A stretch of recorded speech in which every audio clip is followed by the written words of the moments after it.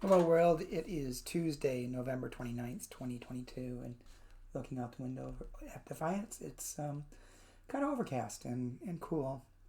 I think it's in the 30s. It's supposed to be, I think, in the mid-60s today with some possibility of rain, so relatively warm for November, but then it's going to be cooling off later this week. Back to regular November weather. The devotion for today is entitled Someone Else's Time, written by Liz Miller. Liz bases the devotion on 2 Peter chapter 3, verse 8, New Revised Standard Version. But do not ignore this one fact, beloved, that with the Lord 1 day is like 1,000 years, and 1,000 years are like 1 day. And then Liz writes,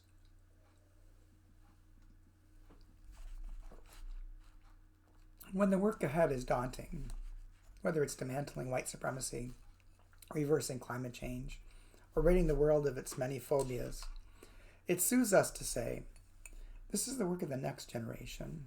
We will do what we can, of course, but we don't really expect change until someone else is in a position of power or has better ideas than we have. We solidify this division of labor with our definition of generation, measuring only in 20 to 30-year increments, doling out responsibilities and assignments accordingly. This generation caused the financial crisis. The next is called to solve it. This generation enacted civil rights. The next moves us past tolerance. No matter the issue at hand, the underlying message is the same. It is someone else's job to fix this mess. But through God's eyes, where decades pass like seconds and centuries are the same length as sitcoms, the divisions are meaningless. Pointing the finger of blame or kicking the can of justice down the road might make us feel better in the moment, but all God sees is 1,000 years of people harming each other. Hasn't God waited enough? May we not let one more day pass before uniting in our efforts to move from hurt to healing. End of prayer. Dear God, we promise to work together to clean up this mess, even if it takes 1,000 years. Amen.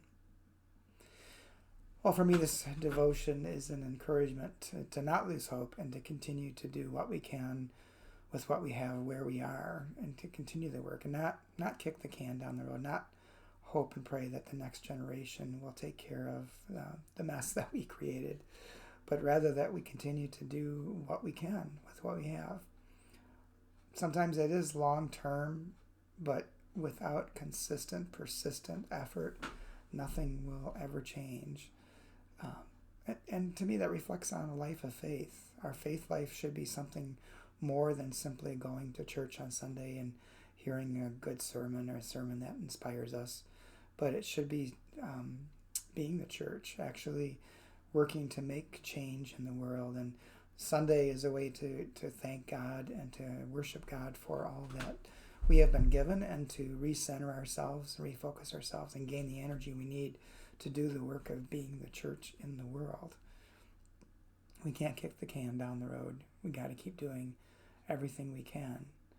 Knowing that, yes, perhaps the full change won't occur in our lifetime, but it won't occur in our children's or our grandchildren's lifetime if we don't do what we can with what we have where we are.